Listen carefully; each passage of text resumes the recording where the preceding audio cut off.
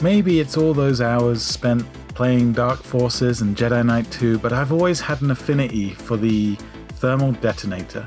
For some reason, that scene in Return of the Jedi just really spoke to me as a child, and I've always had a fascination with this prop. I recently upgraded my 3D printer, and I thought now's as good a time as any to actually build one of these for my own collection or for cosplay. So I did just that. I printed out one of these. This is the first version, and the trouble with this one is that the tolerance was really tight, and you can see it kind of snapped there as well.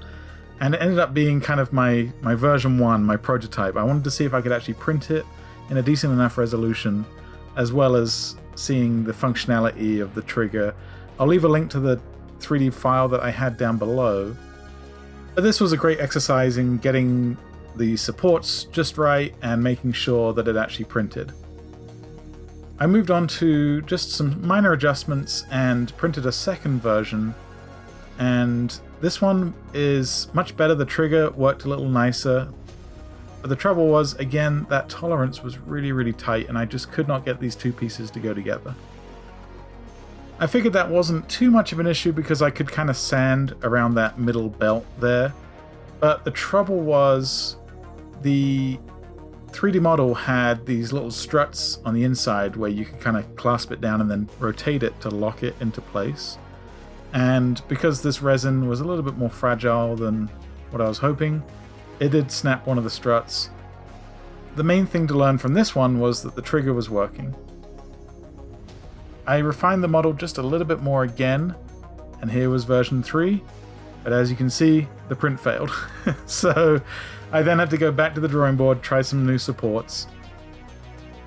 The nice thing about this was that it did actually fit together, so I managed to get that tolerance just right on these two pieces.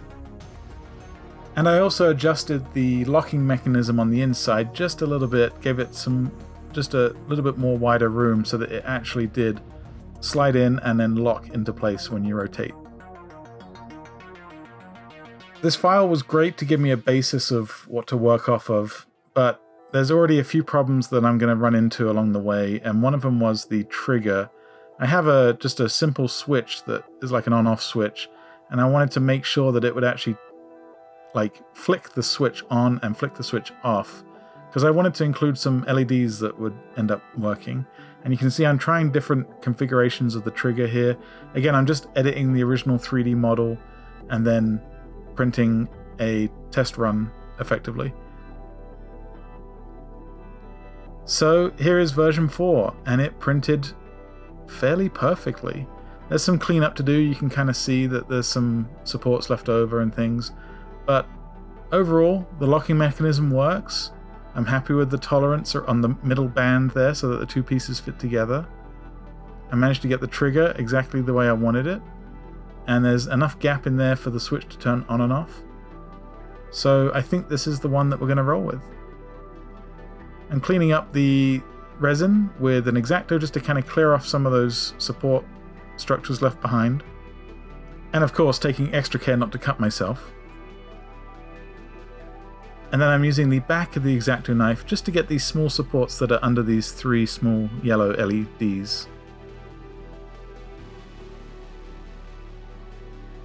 I'm then taking a small sanding stick, and I'm just going around the outer edge and just tidying up some of those surfaces, getting rid of that goose pimpling that you normally get with resin printing.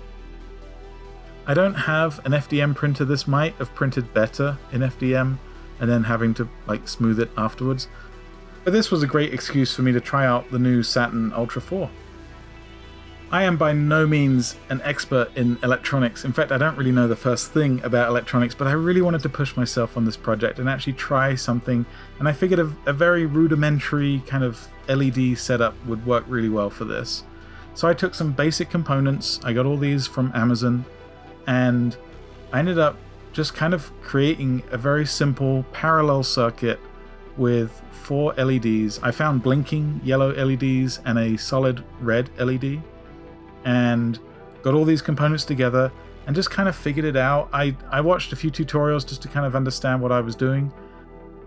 It's very easy, and it's definitely something that you can get into. It's not really my thing, but I think this elevates the prop a whole bunch. I am positive there's a more efficient way to create a LED circuit and even have sounds in there as well, but for my very basic knowledge, this was a real proud achievement for me to even get this far. Once I'd got the circuit finished, I decided to kind of do a test fit to see if I can figure out what's going on with the switch. In my kind of rudimentary brain, I was thinking that the switch would just be triggered on and off with the trigger going forward and back. And I had enough to play with, like the trigger has these ridges that I can kind of catch this metal switch with. Again, I'm sure there's a much more efficient method of doing this, but I wanted to try and give this a go. So the trigger's in 2 pieces on this 3D model, so I decided to glue these 2 pieces together.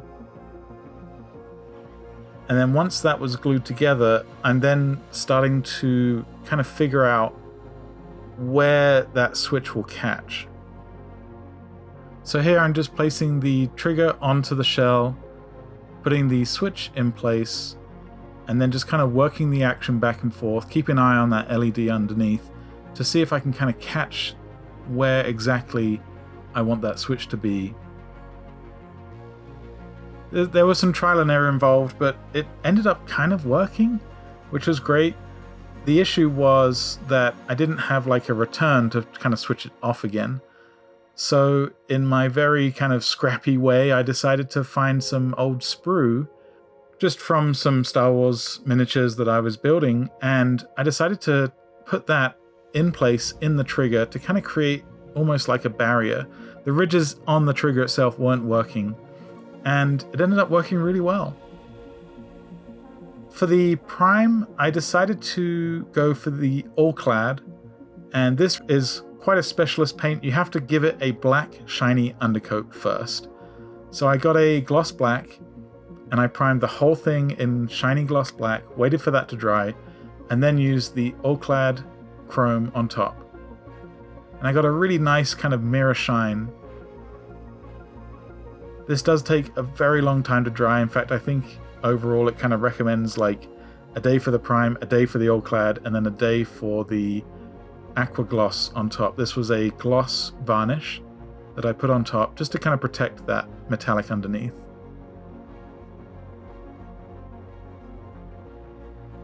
But you can see I got like a really nice kind of aluminum finish, nice glossy finish. I decided to reinforce those lines that run all along the outside of the shell with some pin wash. This was a black pin wash or dark brown pin wash that I used. And the idea is that you place it in one spot and it will run along that channel because it's a super loose oil paint.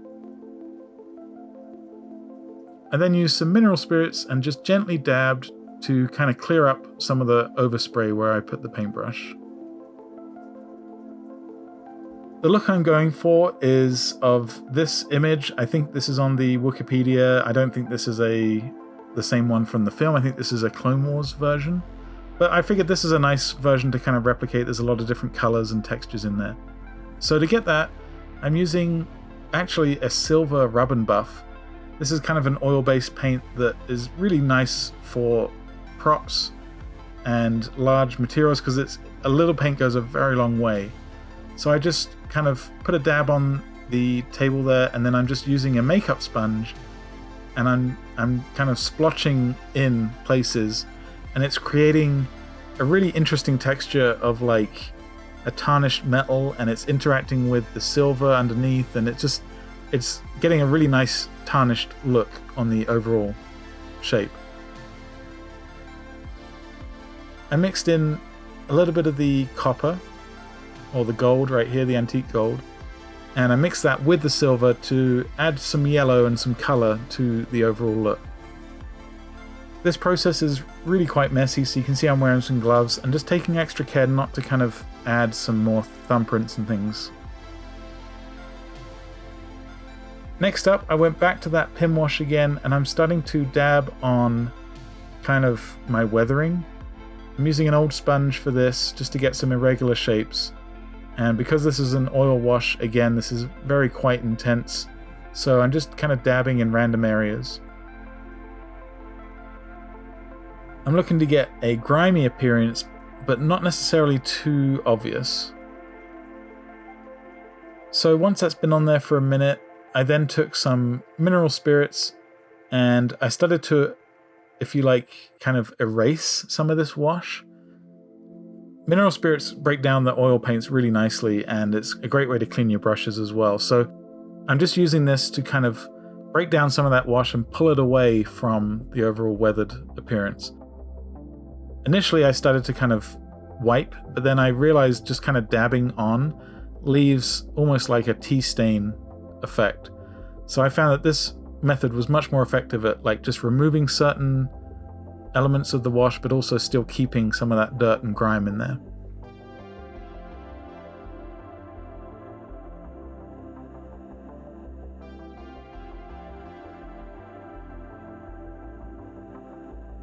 I went back in, this time with a different wash.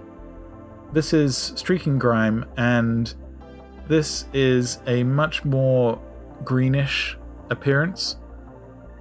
Again, nothing in Star Wars is clean, so I really wanted to kind of emphasize that and show that this grenade has been around for a very long time in someone's possession.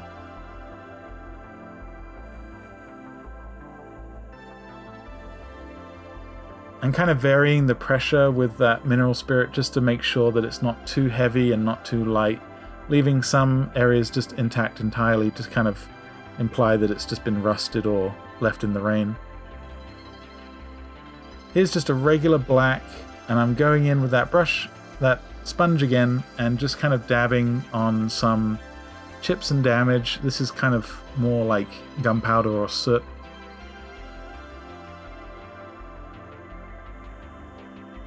For the trigger, I used a kind of a bluish silver, and rather than painting it on, I'm using a frayed brush to kind of dab it on so I don't get those obvious paint streaks that the brush would give you. So I'm just using kind of a dabbing motion to kind of create an interesting stippled metal effect.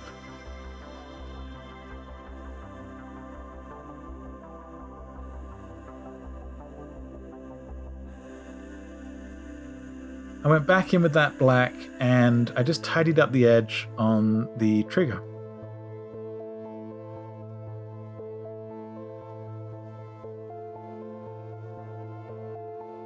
I also used this to clean up the collar around the middle there. There was some silver overspray left over from the Alclad, and I just wanted to make sure that I had a nice black rim. For the trigger, again, not really knowing what I'm doing, I actually put a little bit of Vaseline on the trigger because I wanted that action to be super smooth. And then once that switch is in place, I want it to kind of really have a nice satisfying click to it. Here I'm lining up the switch and kind of getting it in place, ready for me to glue it. And I'm just making sure that it's still switching the LEDs on and off. And then once I'm happy with it, I super glued it into place, and then I'm using some UV cure resin. This is a handy little hobby tool that I found, and it's just a simple UV cure resin and a UV flashlight to really cement that switch in there. It's time to speed up this process and put these other LEDs in place. Again, I'm just using some super glue and then some resin.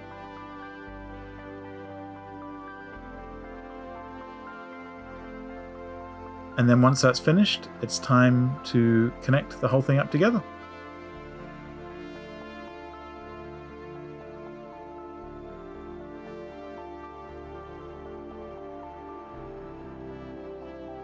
And here's the final test.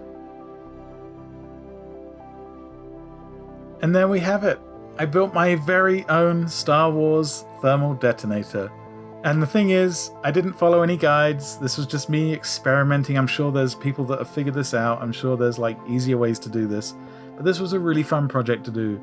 It's been a dream of mine to actually build Star Wars props and Star Wars costumes for a very long time. And this was kind of my first toe into that water. I still consider this a very rudimentary build, and also this is kind of a first version, just because I'm not 100% happy with the way it came out, but I still really enjoy this prop that I built, and I think it's a really fun snapshot of like kind of being kind of scrappy and experimental with figuring out solutions. Let me know if you've actually built some Star Wars props yourselves. I know this is kind of different content than what I usually do, so if you want to see more of this kind of stuff, also let me know. If you've enjoyed this kind of rough and ready tutorial, feel free to subscribe to the channel, like the video. Thank you so much for watching, and I'll see you all in the next one.